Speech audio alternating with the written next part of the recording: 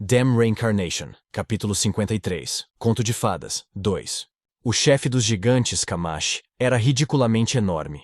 Não importa o quanto o colossal Moron se endireitasse, sua altura só poderia chegar ao mesmo nível do calcanhar de Kamash. Embora Moron saltasse para frente, balançando seu machado orgulhoso, aquele tolo era enviado voando com um único chute de Kamash. "Ele é forte!" gritou Moron. Algo assim já não era óbvio? A bela Siena levantou seu cajado. A caixa. A luz emitida pelo cajado era tão bonita quanto Siena. Alguns de vocês podem não saber disso, mas os gigantes possuem a maior resistência mágica entre todas as raças. Você sabe o que isso significa?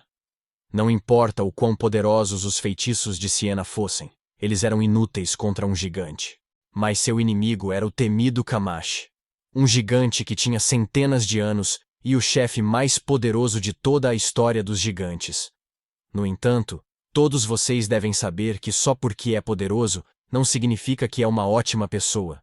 E era exatamente assim que Kamash era. Ele era um maldito selvagem que vendeu toda a sua raça para os reis demônios. Com sua bela magia, Siena lindamente tentou conter Kamash.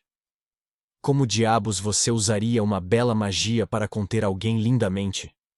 Eugene momentaneamente parou de ler o conto de fadas para refletir sobre essa questão. No entanto, era impossível conter Kamash. Em troca de trair toda a sua raça, aquele maldito selvagem recebeu um poderoso aumento de força dos reis demônios. Um gigante já poderia lutar contra um dragão apenas com seu corpo nu. Mas Kamash, que tinha as bênçãos dos reis demônios em cima disso, era como um desastre natural senciente. Mesmo as versões revisadas continham a batalha contra Kamash, o chefe dos gigantes. No entanto, a história de fundo de Kamash não foi contada tão explicitamente quanto nesta primeira versão. Ele foi meramente descrito como um gigante ruim. Como era um conto de fadas destinado a crianças pequenas, eles agora haviam publicado uma versão simplificada. Ainda assim, eles não iriam recuar. A gentil e elegante Anis irradiava uma luz divina de determinação. Isso mesmo. Eles não podiam recuar. Porque atrás de Kamash marchava um exército de centenas de gigantes, e eles avançavam em direção às planícies de Palmyr. Eugene conseguia se lembrar claramente. As planícies de Palmyr ficavam na entrada do domínio demoníaco de Helmut. 300 anos atrás, uma alta muralha estava ali, separando as planícies da fronteira de Helmut. Para provar sua lealdade aos reis demônios, Kamash liderou um exército de gigantes para derrubar a muralha pessoalmente. Era impossível para qualquer um dos exércitos pertencentes aos reinos ou aos impérios impedir esse desastre natural senciente. No entanto, eles ainda precisavam ser interrompidos. Quando a doce Anise ergueu bem alto um rosário, o que aconteceu a seguir foi incrível. Luzes brilhantes caíram dos céus como chuva. Embora os exércitos humanos preparados para parar os gigantes parecessem insignificantemente pequenos, a bênção de Anise deu coragem e força a todos eles. 1000 homens foram reunidos para enfrentar centenas de gigantes. Você acha que foi pouco? Mas não tinha como evitar. Para você que está lendo este livro, está realmente confiante de que não fugiria diante do avanço desses gigantes? O tremor dos passos desses monstros enormemente altos pôde ser sentido nas planícies de Palmyr, alguns dias antes de chegarem. Além disso, a verdade era que o número de aliados realmente não importava. Foi assim mesmo. Eugene relembrou sua vida passada de centenas de anos atrás. Porque Vermuth estava lá. O grande Vermuth, o mestre de tudo e o deus da guerra. Ele ergueu sua deslumbrante espada sagrada bem alto e marchou para a frente. A chuva de luz invocada por Anise aumentou a força da espada sagrada. Quaisquer emoções prejudiciais à batalha, como medo ou desespero, foram apagadas da mente de todos. Naquele momento, todos os humanos ali reunidos não tinham medo da morte, da dor, dos gigantes, ou mesmo dos reis demônios. A bênção de Anise não parava apenas em apagar qualquer emoção inútil. Qualquer ferida curaria imediatamente, e não importava quanto tempo lutasse, ela fazia com que você não se cansasse. Além disso, liberou os limites físicos do que seu corpo poderia suportar, tornando seu corpo mais adequado para a batalha. Gigantes possuíam forte resistência mágica. Mas isso não significava que os feitiços de Siena eram inúteis. Ela sacudiu a terra ainda mais ferozmente do que os passos dos gigantes e a rasgou. A lava subiu do chão, e os relâmpagos caíram do céu. Moron, aquele idiota, queria testar sua força contra Kamash em uma disputa frontal. Embora todos pensassem que Moron era um idiota, todos seguramos a vontade de dizer isso, e apenas aquele desgraçado e rude Hamel deu um soco na mandíbula de Moron. Seu desgraçado estúpido. Uma competição de força. Você está dizendo que quer ir até aquele maldito selvagem e desafiá-lo para uma queda de braço? Não fale tanta besteira e fique com os soldados ali. Por que eu preciso fazer isso? Se você não estiver lá para parar os gigantes, todos aqueles soldados serão esmagados e feitos de panquecas pelos pés dos gigantes. Quando Hamel gritou isso em um ataque de frustração perplexa, a boca de Moron ficou aberta por alguns momentos, em um olhar de confusão antes de assentir com uma exclamação. Ah, então é isso. Hamel. Você realmente não quer que eles morram. Por que está colocando assim? Se vamos lutar juntos, é melhor que mais sobrevivam do que menos. Certo, entendi. Eu agirei como seu escudo. Mas o que você vai fazer? O que eu sempre faço. Era melhor que mais sobrevivessem do que menos. Claro. Esse era apenas o caso quando se falava de seus aliados. Quanto aos inimigos, definitivamente seria melhor se muitos deles fossem mortos. Isso também era algo que Hamel estava particularmente confiante, entusiasmado e habilidoso em garantir. Naquela época, os cavaleiros ainda acreditavam em sua própria grandeza. Quando Moron parou na frente dos soldados, os cavaleiros se dirigiram para Vermouth. Apresentando-se como os cavaleiros da Rosa Seilá e da Rocha Tanto Faz, eles continuaram a jorrar os nomes das ordens de cavaleiros com as quais ninguém jamais se importaria. O que esses idiotas basicamente queriam dizer ao falar tudo isso era: vamos lutar juntos. O que eles queriam dizer com lutar juntos? Seria difícil para eles cortar um dos dedos do pé de Kamash, mesmo que todos atacassem juntos. Além disso, dizer que lutariam juntos com Vermouth não passava de um serviço da boca para fora.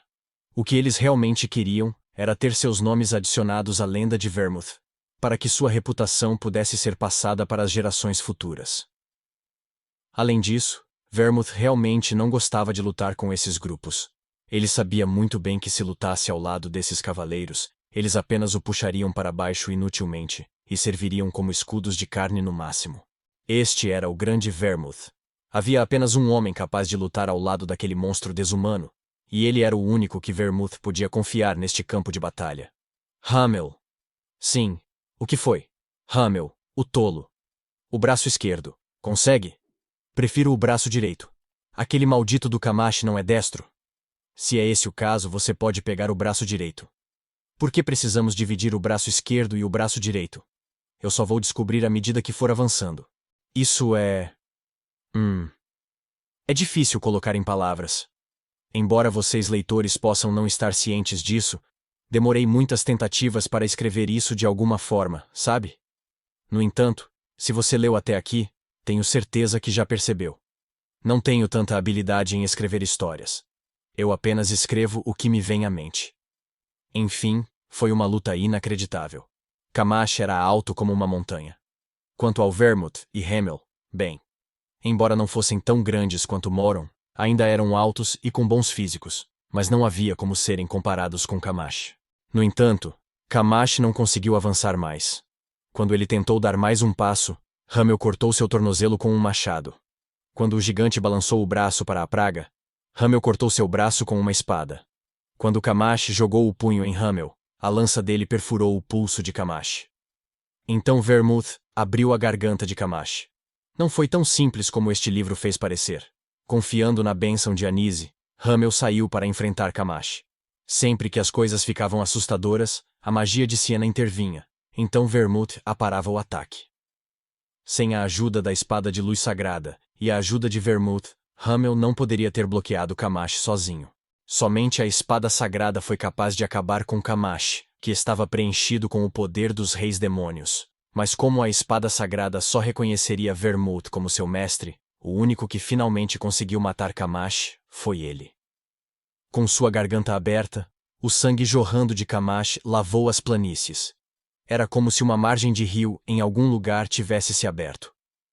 Embora Camacho tenha morrido, os gigantes não se renderam. No entanto, a situação ainda era mais administrável do que era no início. A bênção dos reis demônios havia desaparecido com a morte de Camacho. Então, a bela magia da linda Siena foi capaz de exercer sua força total. Foi isso que Eugene sentiu ao ler até aqui. Foi Siena ou Anise quem escreveu este livro. Claro, o autor deste conto de fadas clássico era desconhecido. Mas depois de ler este livro, Eugene descobriu algo. A sábia Siena e a fiel Anise. Esses eram seus títulos usuais. No entanto, nesta primeira edição do Conto de Fadas, todos os tipos de títulos foram anexados à frente dos nomes delas. Linda Siena. Elegante Anise. Bela Siena. Doce Anise. Encantadora Siena. Sedutora Anise. O que essas duas cadelas estavam tramando? Por outro lado, Moron e Hamel foram terrivelmente assediados. Idiota Moron. Imbecil Hamel. Estúpido Moron. Hamel, filho da puta. Moron, barulhento. Hamel, boca suja. Talvez porque não suportassem atribuir nenhum outro título ao Vermouth. Do princípio ao fim, sempre que ele aparecia, era apenas descrito como o Grande Vermouth. Mas não eram apenas os títulos. Embora esta primeira edição fosse incomparavelmente mais selvagem em sua representação, o conteúdo era extremamente detalhado. Não era apenas a batalha contra Camacho e os gigantes. Os vários eventos pelos quais passaram em Helmut também foram descritos em detalhes consideráveis. O autor deste conto de fadas, que foi publicado 300 anos atrás, foi especulado como um bardo experiente em pegar vários rumores e tecê-los em uma música. No entanto, tendo ele mesmo lido esta primeira edição, Eugene tinha certeza de que o autor deste livro não era nada parecido com um bardo. A relação entre os personagens foi retratada de uma forma muito real para um livro que se diz ter sido escrito por um bardo. É como eu me lembro. Siena e Anise se davam bem. De acordo com o que Mare havia dito, Siena costumava descrever Anise como uma mulher parecida com uma cobra. Essa avaliação não o surpreendeu nem um pouco. Durante suas viagens, Siena costumava chamar Anise de cadela e cobra na cara dela. Como se davam tão bem, as duas podem ter escrito esse conto de fadas juntas. Se fosse esse o caso, faria sentido terem usado besteiras, como linda ou elegante, para descrever uma a outra. Ou então, uma das duas poderia tê-lo escrito, e depois tentado obscurecer qual delas era, escrevendo assim: foi Siena? Ou poderia ser Anise? Eugene ficou perdido em pensamentos por alguns momentos. Surpreendentemente, ambas tinham personalidades podres, então podia ver qualquer uma delas fazendo algo assim. Ainda assim, elas não estavam sendo um pouco contundentes com essas descrições. Isso não foi escrito pela senhorita Siena? Eugene virou-se para Mare e fez essa pergunta em vez de ponderar sozinho. Afinal, ele tinha com ele uma familiar que acompanhou Siena centenas de anos atrás. Não diga algo tão insano. Mare, que estava lendo um livro sobre magia, respondeu com uma expressão de nojo. Por que a senhorita Siena escreveria uma história dessas? Eugene tentou se explicar. Não, bem. Enquanto lia, notei vários adjetivos que eram usados para descrever Siena em particular. Você está falando daqueles que a chamam de linda, fofa e adorável? Sinceramente? Você realmente acredita que a senhorita Siena escreveria sobre si mesma assim? Mare perguntou-lhe com ceticismo. Eugene hesitou. Não a insulte assim. A menos que seja louco, quem colocaria tais palavras na frente de seu próprio nome em uma história que eles mesmos escreveram à mão? Mare exigiu. Eugene conteve sua vontade de dizer algo em sua própria defesa. Mesmo que seja você, Sr. Eugene, não vou perdoá-lo se insultar a senhorita Siena, disse Mare, erguendo os punhos cerrados. Em resposta a essa reação violenta, Eugene continuou folheando o conto de fadas sem fazer mais perguntas. Siena, eu sempre gostei de você. Por que esta parte é a mesma das versões revisadas? Não havia como Siena fazer isso. Depois de ler a cena da morte de Hamel, Eugene teve certeza disso. Quem escreveu este conto de fadas foi Anise. Não disseram que até ela partir em peregrinação, passava seus dias no Sacro Império sendo chamada de santa? Parece que uma vida assim deve ter sido chata o suficiente para deixar Anise louca. Deve ser por isso que ela escreveu algo tão bizarro. Com a personalidade de Anice, era provável que ela escrevesse sobre si mesma como sendo gentil e charmosa. Quanto ao motivo dela ter acrescentado isso e aquilo ao nome de Sienna, ela devia querer zoar a Sienna. Sienna, eu sempre gostei de você. E no processo, eu também fui zoado. Aquela filha da puta. Eugene cerrou os punhos em uma onda de frustração. Embora tivesse lido esperando o contrário, mesmo neste conto de fadas, não registrou realmente como a batalha decisiva contra o rei demônio do encarceramento terminou. Nesta, foi semelhante às versões revisadas. Um juramento foi feito, e com essa paz recém-forjada, os membros do grupo deixaram Helmuth e voltaram para suas respectivas casas. Foi assim que viveram felizes para sempre. Felizes para sempre, ele disse. Eugene estalou a língua e fechou o livro. O humor de Eugene piorou ainda mais quando o retrato de Sienna com um sorriso que não combinava com ela chamou sua atenção. Você vai fazer outra tentativa? Mare perguntou. Eugene grunhiu em confirmação. Mare observou. Embora eu não ache ruim tentar outra vez, parece um pouco arrogante tentar no seu nível, Sir Eugene. Ele já tinha ouvido algo semelhante dela algumas vezes antes. Eugene sorriu e se dirigiu para a bruxaria. O desafio precisa ser difícil para valer a pena, afirmou Eugene. Mare zombou. Você continua falhando, então como isso vale a pena? Embora tenha dito isso, Mare não tentou impedir Eugene. Ela estava secretamente interessada no que Eugene estava tentando. 10 dias depois que os Cavaleiros Leão Negro partiram, Eugene passou a maior parte de suas horas de vigília em Acreon. Nos primeiros dias, ele havia estudado a magia nos andares inferiores como Mare havia recomendado. A magia de batalha no 11º andar, a magia de fogo no 9º andar, a magia do campo de batalha no 7º andar e a magia espacial no 6º andar. Eugene estava especialmente interessado na magia espacial no 6º andar. Não era por causa do teleporte, que ele ainda não podia usar, mas sim para estudar como usar corretamente o manto das trevas. Este manto foi encantado com os mais altos níveis de magia espacial, e era uma incrível peça de armadura por si só. Mas poderia ser usado de várias outras maneiras, dependendo de quão habilidoso você fosse ao manuseá-lo. Desde o início, foi fácil usar o subespaço selado dentro da capa. Funcionava apenas pegando qualquer objeto e colocando-o dentro do manto. Retirá-lo também era fácil. Você só precisava enfiar a mão dentro da capa e puxar o objeto para fora. No entanto, para usar o manto para rebater um ataque, as coordenadas espaciais precisavam ser calculadas separadamente. Em outras palavras, era necessário identificar rapidamente as coordenadas espaciais de onde o ataque seria recebido, e então designar as coordenadas ao longo das quais o ataque deveria ser retornado. Mesmo apenas procurar por essas coordenadas exigia magia de alto nível. Mesmo tendo grande interesse nisso, Eugene foi forçado a desistir por enquanto. Eugene voltou mais uma vez ao 12º andar. O Eternal Hall que tinha visto na bruxaria simplesmente não saía de sua mente. Então, mais uma vez, ele voltou para lá, viu seu conteúdo e desmaiou. A partir da terceira tentativa, ele parou de desmaiar. A consciência de Eugene se acostumou com os movimentos absurdos da mana. Mas só isso não era suficiente. O que poderia ser ganho simplesmente vendo isso acontecer? Se ele realmente queria ganhar algo com isso, precisava desenvolver pelo menos alguma compreensão. O Eternal Hall. A conquista final na magia de círculos. A fórmula da chama branca. A escritura de treinamento de mana do clã Lionheart. Estou familiarizado com o controle de mana e também estou familiarizado com a fórmula da chama branca. Ele pensou em tentar combiná-los através da aplicação prática. Era impossível para o atual Eugene reproduzir totalmente o Eternal Hall. Ele precisava pelo menos alcançar o 9º círculo para replicá-lo. O Eternal Hall. Para simplificar, era apenas uma questão de manter uma quantidade infinitamente multiplicada de círculos dentro de um enorme círculo. Ao reproduzir, entrelaçar e desmoronar continuamente os círculos criados através disso, amplificava qualquer mana colocada nele.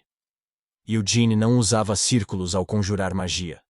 Ele substituiu os círculos por seus núcleos, as estrelas da fórmula da chama branca. Ao girar suas 3 estrelas, ele formava um círculo. Mas e se ele pudesse gerar vários círculos dentro do círculo que formou através de seu método? Eugene sorriu para si mesmo enquanto estava na frente da bruxaria. Em sua vida passada, Hamel não aprendeu a fórmula da chama branca. Como também não tinha aprendido magia, ele também não tinha nenhum círculo. O que Hamel aprendeu foi a escritura barata de treinamento de mana, que foi amplamente difundida entre os mercenários. Hamel acrescentou seu próprio conhecimento e melhorias em cima disso. Depois, Siena até leu a escritura e a corrigiu. Não tinha um nome chique. Hamel não tinha intenção de escrevê-lo e deixá-lo para as gerações futuras. E não teve nenhum discípulo ou descendente a quem pudesse transmiti-lo.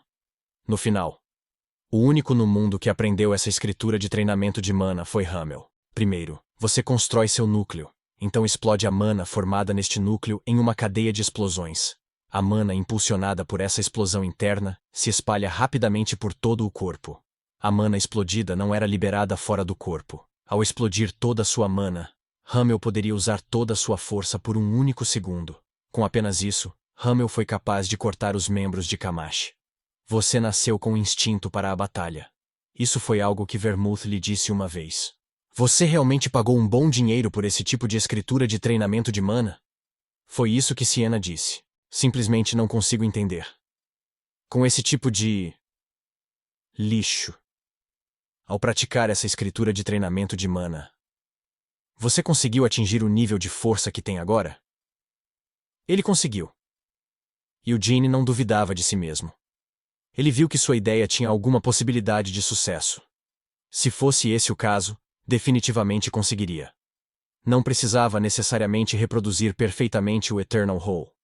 Com sua fórmula da chama branca da terceira estrela, e o círculo que criou a partir dessas estrelas, ele explodiria a mana gerada dentro do círculo. Não seria apenas uma explosão comum.